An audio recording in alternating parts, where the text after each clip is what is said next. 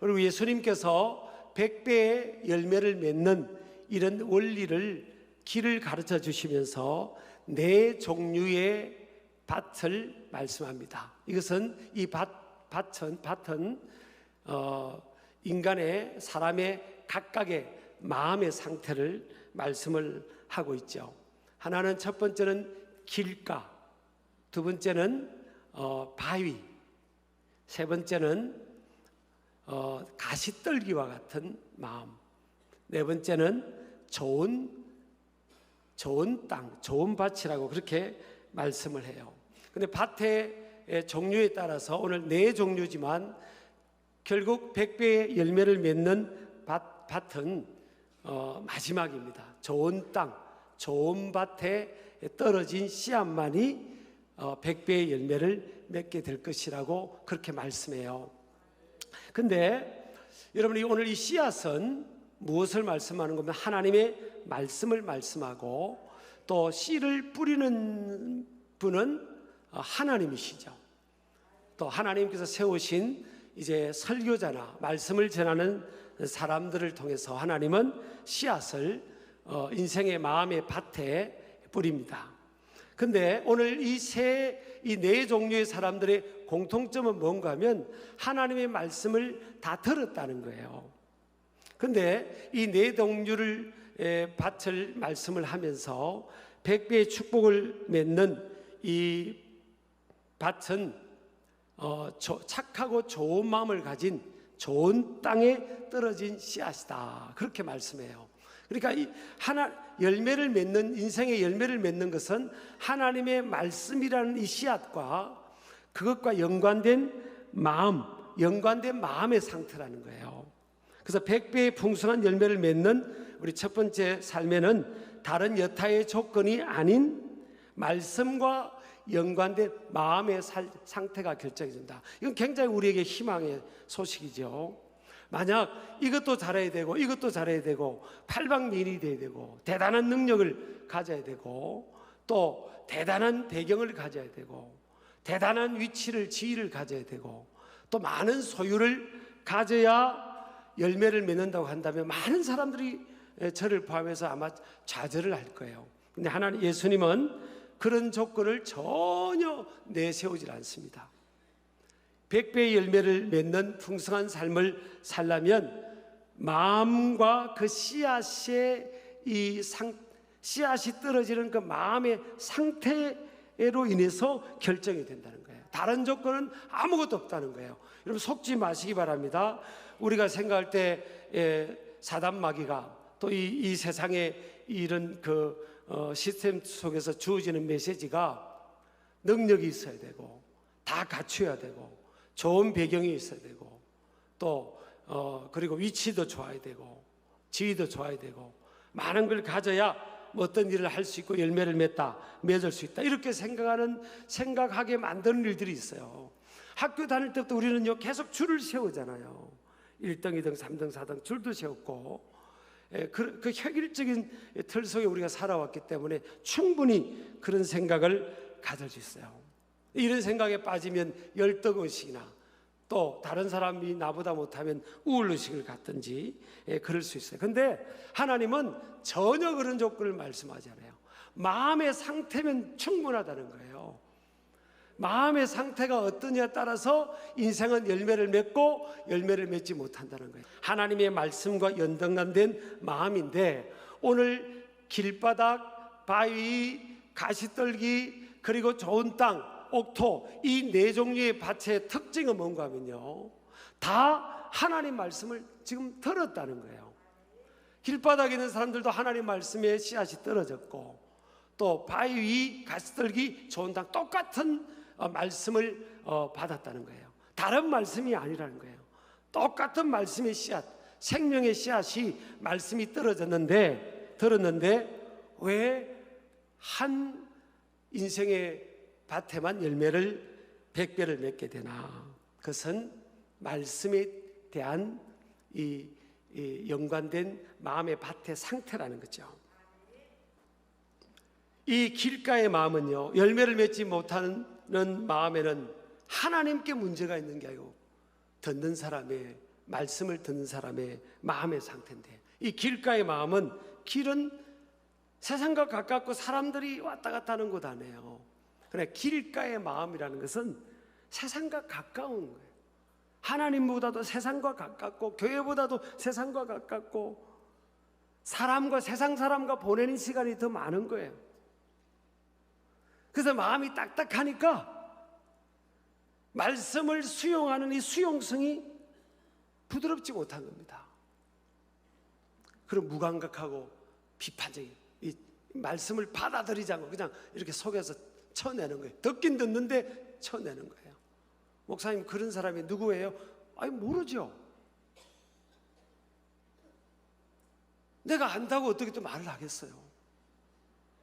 말씀을 듣고 속에서 다 듣는 것 같은데 다 자기 생각대로 쳐내는 겁니다.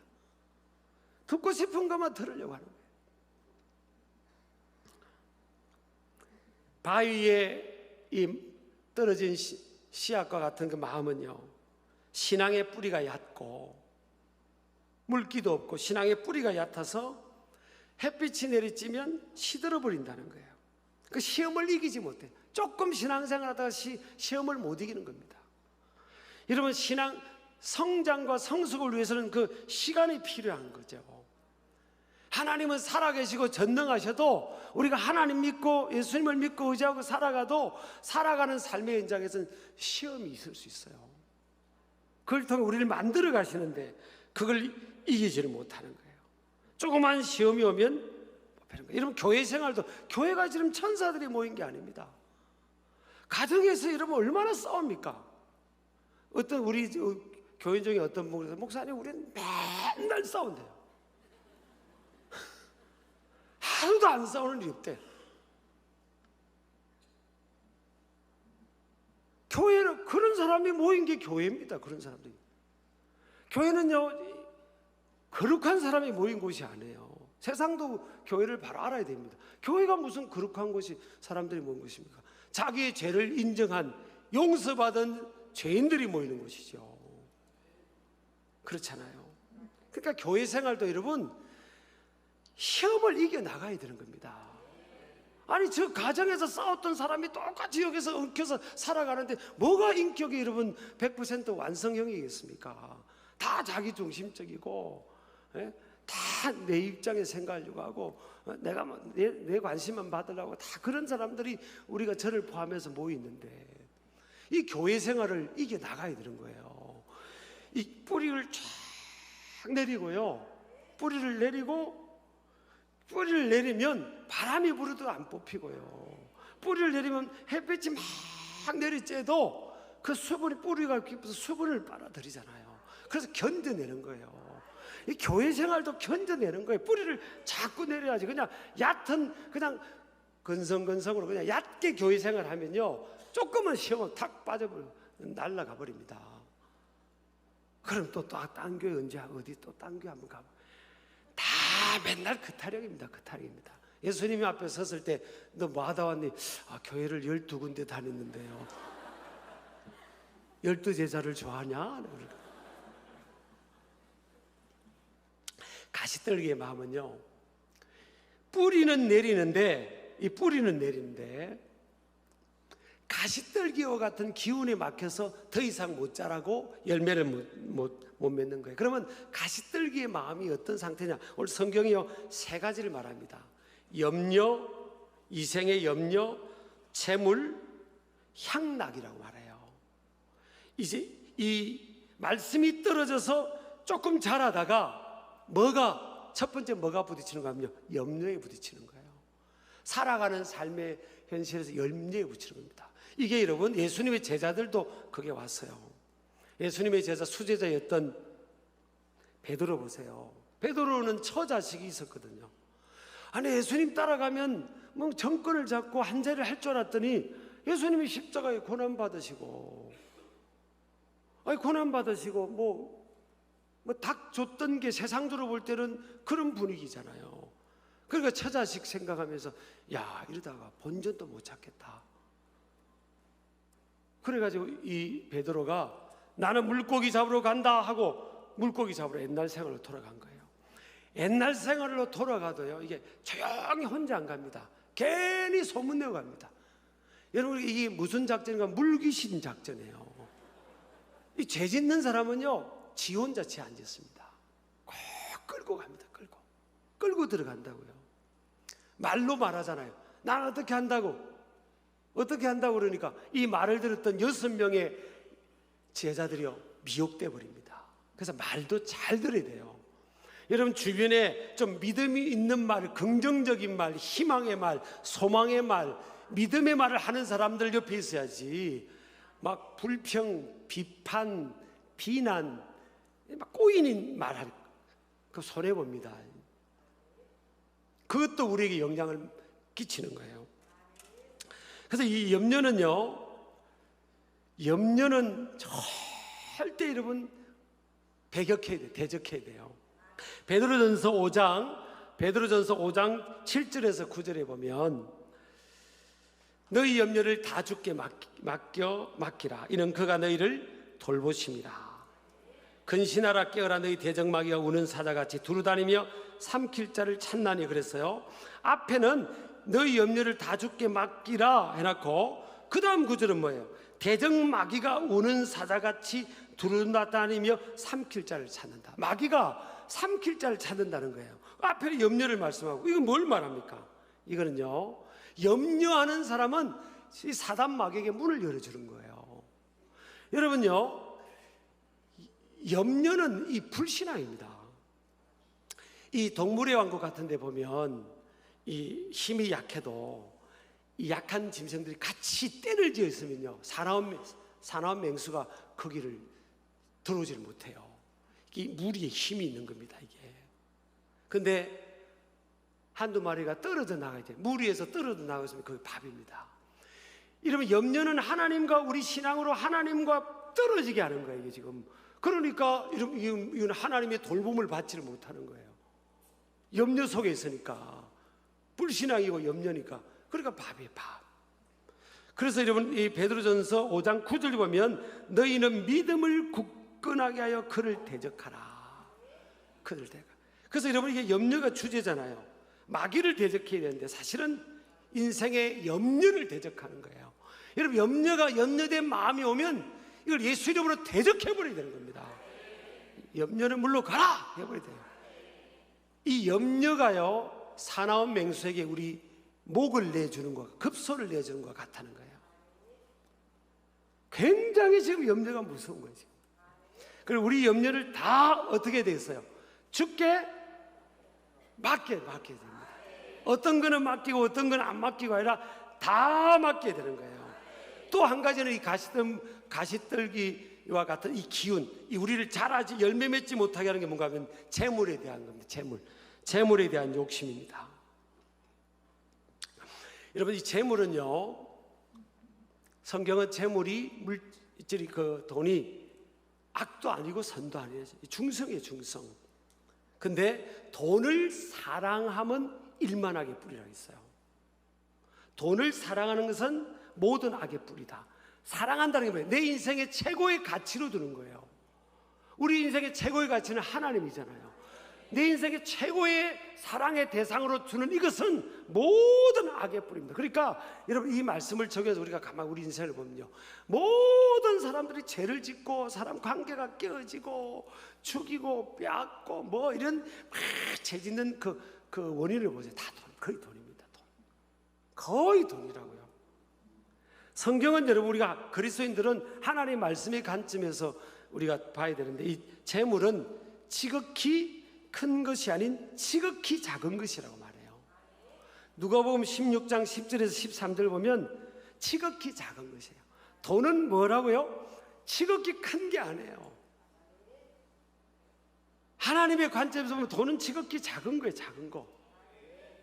돈을 큰 거고 막 대단한 거로 보니까 이것 때문에 우리가 걸려들고, 이것 때문에 시험 들고, 이것 때문에 이런 문제가 생기고, 이것 때문에 죄를 짓는 거예요. 아니 여러분, 돈 때문에 형제끼리 싸우잖아요. 형제끼리 이게 덩지고 사는, 나 그건 미련한 겁니다. 아니 돈이 뭐길래 그래도, 아니 형제가 더 낫지, 귀하지. 다 미혹돼서 그래. 이 현대인들이 미혹돼 가지고요. 아니 형제가 돈보다 더 귀한 거지. 아니 왜 이렇게 아멘을 안 하세요? 아니 더 귀한 거죠. 명예가, 저는 오늘 설교 준비하다가 명예가 성경은 뭐예요? 돈보다 더 귀한 거래요. 그렇지. 그래서 저는 말씀 준비하다가 내가 그래, 목사는 명예를 쫓아가는 거지. 돈이 아니지. 가끔 쑥쑥 들어오잖아요. 아이고 이러다가 다 하나님께 헌금하고 다 베풀고, 이러다가 나 노후에는 뭐 아무것도 없어, 숟가락만 빠는 거 아니야? 이게 염려가 들어온 거예요. 목사인 저도 염려가 쑥 들어오는 겁니다. 이거 어떻게 야, 노후를 위해서 이 생각이 드는 거예요. 그러다가도 아니지, 목사는 명예를 쫓아가야 돼. 그렇게 마음을 먹는 거예요. 돈은 작은 거래, 지극히. 하나님 나라 가면 돈이나 이 재물, 이 황금은요 다 우리 발 밑에 있잖아요. 하나님 나라는 다 발 밑에, 우리가 밟고 다니는 황금길이 다 발 밑에 있다고요, 사실은. 여러분, 이게 말씀의 가치관으로 딱 우리를 무장을 하셔야 돼요. 그래서 지극히 이 작은 것인 돈을 통해서 하나님이 삶의 주인 되심을 증명할 수 있어야 돼요, 우리 아멘 하시기 바랍니다.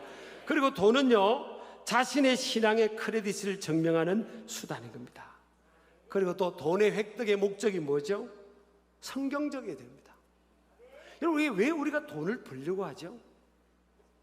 오늘 성경에 보니까 누가복음 16장 13절에 보면 하나님과 재물을 겸하여 섬길 수 없다는 거예요. 그러니까 이 돈이요 만만찮은 거예요. 이 만모니즘, 이 우상이에요, 우상. 그러니까 하나님과 인생은 하나님과 재물을 겸하여 섬길 수 없다니까. 돈이 이 경배의 대상이 되어 있는 거예요. 돈이 다 우상이 되어 있다고 지금. 여러분, 이게 깨트려 버려야 됩니다, 우리 안에서. 우리 아멘 하시기 바랍니다. 하나님과 재물을 겸하여 섬길 수가 없어요. 돈 때문에 딱 잘하다가 딱 걸려드는 거예요. 그래서 그런 말이 있어요. 제일 마지막으로 거듭나는 것이 지갑이라고. 사람이 제일 마지막에 바뀌어야 되는 게 지갑이래요. 이게 쉽지 않다는 거예요. 쉽지 않다는 거예요. 자, 그 다음에요, 가시떨기의 이 기운은요 우리를 잘하지 못하는 향락이다. 세상에 대한 쾌락, 세상의 것에 대한 이 즐거움, 이 쾌락이 우리의 신앙과 삶의 열매를 막는 거예요. 세상에 얼마나 쾌락적인 게 많습니까? 얼마나 하나님과 멀어지고 할 수 있는 게 많아요, 사실은. 여러분, 내일부터 우리 한 주간 특별 새벽 기도 부흥회를 하고 수목금, 또 우리 기라성 같은 정말 은혜로운 강사님 모셔서 부흥회를 한다고 합니다. 야, 신나야 되잖아요. 하나님 말씀을 듣고 우리가 그 말씀이 우리 안에 들어가면 100배의 열매를 맺는다니까. 근데 목사님이 바쁜데 또 우리는 안 해도 될 것 같은데 그렇게 생각하는 사람도 있을 수 있는 거예요. 제가 여러분 속에 들어가 보지 않았지만 여러분 보세요. 여러분, 모세가 목회를 하면서 12명 똘똘한 사람 12명 뽑아가지고 저기 가나안 땅 정탐하라고 40일 동안 정탐하라고 12명 똘똘한 사람을 보낸 거예요. 그래, 다 똘똘하다고 좋은 게 아닙니다. 세상적으로 볼 때 똑똑하다고 좋은 게 아니에요. 조금 세상적으로 딜딜한 것도 괜찮아요, 사실. 근데 12명을 보냈는데 여러분, 12명 중에 10명은 다 부정적인 복을 합니다. 모세가 영도할 때였다니까요. 그 인간이 여러분 이게 쉽지 않다니까요. 이게 믿음이 들어가고 믿음으로 살아간다는 게 쉽지 않아요. 마지막 이 100배의 열매를 맺는 좋은 땅 옥토의 마음 보세요. 어떤 마음인가 하면 말씀을 듣고 지키어 인내하는 마음이에요. 따라합시다. 말씀을 듣고까지는 다 똑같았잖아요. 동일했잖아요. 그 다음에 여기서 차이 나는 겁니다. 지키어 인내하는 마음. 말씀을 듣고 그 말씀을 따라 살아가는 거예요. 그게 옥토의 마음이에요. 이 착하고 좋은 마음이라는 것은 우리가 생각하는 그냥 착하고 자기 의견도 안 내고 그냥 그게 아니고 헬라어로 칼로스라는 단어에 착하다는 것은. 그 다음에 좋은은 헬라어로 아가데라는 단어인데 목적에 적합한 것을 의미하죠. 예, 착하고 좋은 마음 띄워주세요. 목적에 적합한 것을 의미하고, 그 다음에 좋은 헬라어로는요 아가데인데 숭고한 목적을 성취하기 위해 필요시 있는 작은 것들을 과감하게 포기할 줄도 아는 내면 상태를 가리킨다는 거예요. 그러니까 하나님 말씀을 듣고 내 생각이 있지만 하나님께서 이걸 내 인생의 이런 목적으로 살아가기를 원하는구나 깨닫고 방향을 잡아주면 그것을 위해서 과감하게 내 생각, 내 계획을 내려놓을 수 있는 사람이에요. 그게 착하고 좋은 마음이에요. 그럴 때 하나님은 30배, 60배, 100배 열매를 맺는 거죠. 그 말씀은요 요한복음 3장 36절에 보면 아들을 믿는 자에게는 영생이 있고 아들을 믿지 않는 자에게는 영생을 보지 못하고 이렇게 되어 있지 않고요. 아들에게 순종하지 않는 자래요. 그러니까 여러분 믿음과 순종이 이퀄이고요. 불신앙과 불순종이 이퀄인 거예요. 여러분 하나님의 축복의 약속도 가만히 보면 아까 말씀이 우리가 약속이 된다고 했는데 신명기 28장 1절에 보세요. 하나님 말씀을 삼가 듣고 여기까지는 다 맞는 거예요. 신명기 28장 1절 하나님 말씀을 삼가 듣고 그 말씀을 내가 오늘 내게 명령하는 그의 모든 명령을 지켜 행하면, 여기서 차이는 거예요. 듣고 지켜 행하면 청종이에요. 청종. 듣고 따르는 거예요. 그러면 하나님께서 뭐예요? I'll set your name on the highest place of the world. 세계 모든 민족 위에 내가 너희 이름을 뛰어나게 해주겠다. 어마어마한 약속이 있잖아요, 여러분. 하나님 말씀. 그래서 여러분, 저와 여러분이 어디에서 우리가 병원에 가면 이 의사 선생님한테 다 우리 옷도 그냥 위도도 벗고 어떤 때는 이 청진기로 다 진단도 하고 또 엑스레이도 찍고 뭐 심하면 MRI도 찍고 CT 촬영도 하잖아요. 다 드러내는 거예요. 다 그 빛 앞에 다 드러내는 거예요. 드러내는 거예요.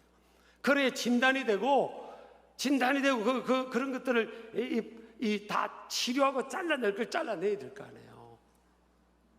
그죠? 하나님의 말씀 앞에 우리가 그렇게 우리 자신을 마음을 드러내야 되는 거예요. 하나님 말씀을 들을 때나 묵상할 때나 하나님 내가 버려야 될 게 뭡니까? 내가 버려야 될 게 뭡니까?